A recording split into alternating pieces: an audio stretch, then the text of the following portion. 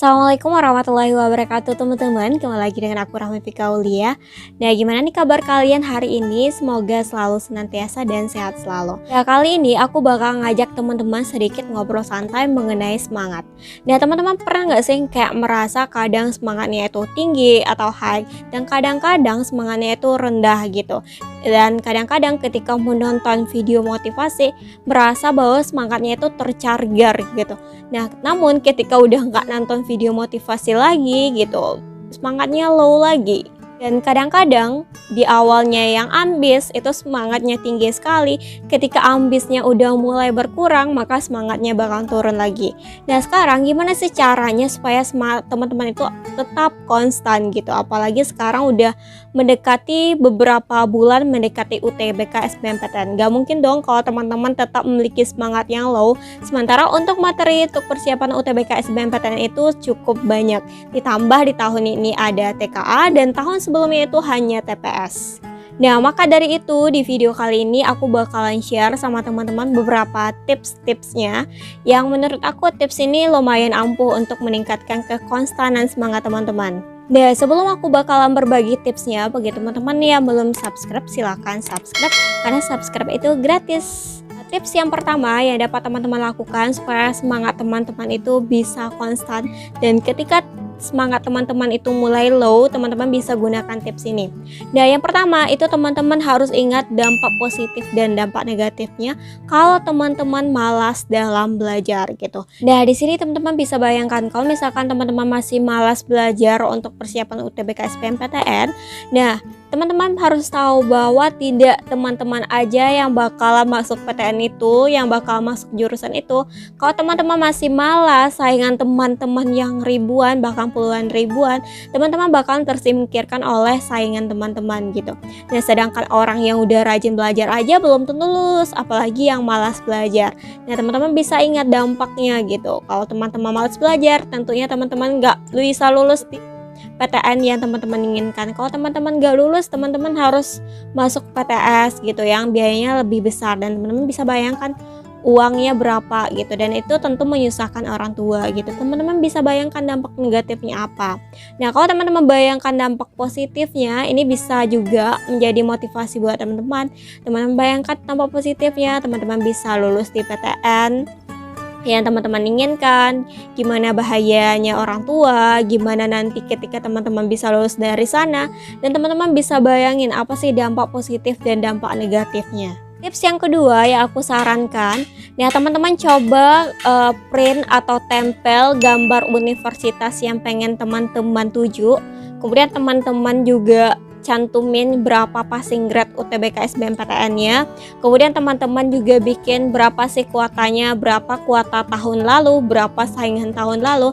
Nah, secara tidak langsung ini bisa menimbulkan semangat bagi teman-teman gitu. Dengan mengetahui passing grade-nya, teman-teman bisa introspeksi diri gitu. Berapa sih passing grade aku sekarang gitu, kira-kira dengan passing grade aku sekarang itu bisa nggak sih aku lulus di sana gitu. Nah, ketika teman-teman melihat dan mengetahui itu, maka teman-teman bakalan semangat lagi belajar. Nah, kemudian dengan teman-teman mengetahui berapa sih kuota dan berapa minat orang-orang atau berapa banyak orang yang memilih jurusan itu ke tahun lalu, dengan demikian teman-teman bisa tahu ternyata jurusan ini banyak ya peminatnya.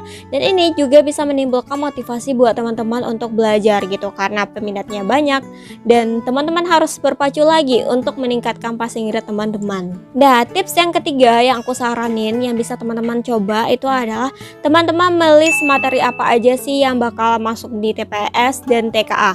Nah, tujuannya adalah dengan teman-teman mengetahui materi-materi apa aja yang masuk ke TPS dan TKA, ini bisa jadi gambaran bagi teman-teman. Ternyata materinya itu banyak ya, dengan aku malas-malasan nggak mungkin dong dengan materi sebanyak ini bakalan terkejar belajarnya. Dengan demikian teman-teman bakalan coba untuk angsur belajarnya walaupun sedikit demi sedikit. Nah, tips yang keempat yang bisa teman-teman lakukan itu adalah teman-teman cari teman seperjuangan. Nah, ketika teman-teman memiliki teman seperjuangan, ya apalagi teman-temannya yang satu tujuan dengan teman-teman, hal ini bisa mendatangkan semangat bagi teman-teman. Karena kalau belajar sendiri itu bikin kita malas, tapi ketika kita belajar bersama gitu, ada teman yang belajar bareng yang saling mengingatkan, itu bikin kita lebih semangat. Nah, ketika teman-teman udah mulai kehilangan semangat dan malas belajar, bakalan ada teman-teman yang mengingatkan gitu. Nah, terkadang ada juga tipikal orang yang lebih suka, yang lebih nangkap ketika belajar bersama daripada belajar sendiri gitu. Makanya aku sarankan teman-teman untuk cari teman seperjuangan yang satu ide, yang satu tujuan, pokoknya yang satu arahan, sehingga teman-teman lebih semangat lagi untuk belajar untuk persiapan SBMPTN-nya. Nah, tips yang kelima yang bisa teman-teman gunakan itu adalah teman-teman gunakan sistem reward and punishment gitu. Nah, biasanya aku juga sering menggunakan sistem reward and punishment.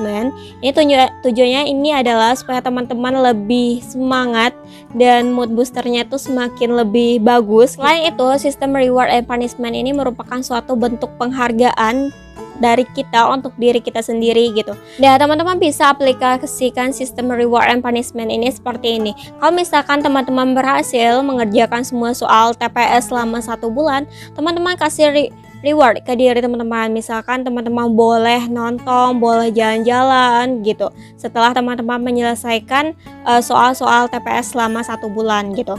Atau misalkan teman-teman bikin juga reward and punishment-nya seperti ini. Kalau misalkan skor passing grade aku itu 700 dalam sebulan ini, ya teman-teman bisa kasih hadiah. Hadiahnya terserah teman-teman aja, semampu teman-teman aja. Kalau untuk contoh punishment-nya seperti ini, kalau misalkannya dalam 1 bulan ke depan teman-teman masih rebahan, malas belajar, dan belajarnya itu baru 5-10%, teman-teman bisa kasih punishment kepada diri teman-teman sendiri. Misalkan nggak boleh makan mie dulu sampai UTBK SBMPTN selesai gitu. Pokoknya terserah teman-teman mau kasih reward and punishment-nya seperti apa.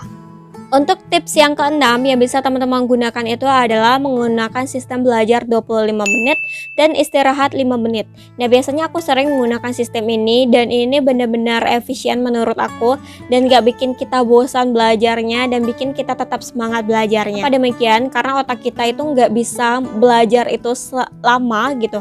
Dan otak kita itu butuh istirahat gitu, walaupun sebentar gitu. Makanya aku pakai sistem seperti ini. Biasanya kalau untuk sistem ini aku menggunakan aplikasi Forestry. Nah, sebenarnya ini aku bukan promosi aplikasi, ini benar-benar aku gunakan. Makanya aku sarankan juga sama teman-teman. Nah, dengan menggunakan sistem belajar seperti ini, kita itu kayak merasa nggak terbebani loh teman-teman. Karena kita itu ngeset waktunya 25 menit belajar. Jadi mindset kita cuma belajar 25 menit gitu. Padahal bisa lebih dari itu. Tips yang ketujuh yang bisa teman-teman gunakan itu adalah kerjakan dulu soalnya dari soal yang termudah. Gak salah, untuk masalah ini juga pernah aku bahas di video sebelumnya. Untuk videonya bakal aku cantumin di atas atau di description box. Nah, dimana kalau teman-teman ngerjain soal dari soal yang mudah, ini bikin teman-teman merasa mengerjakan soal itu nggak terbebani gitu.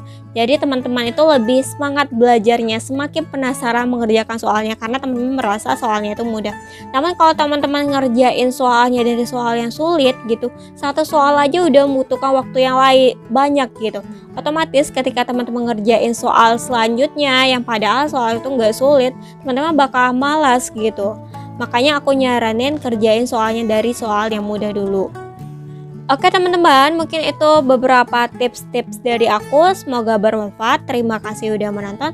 Thanks for watching. See you on my next video. Dadah.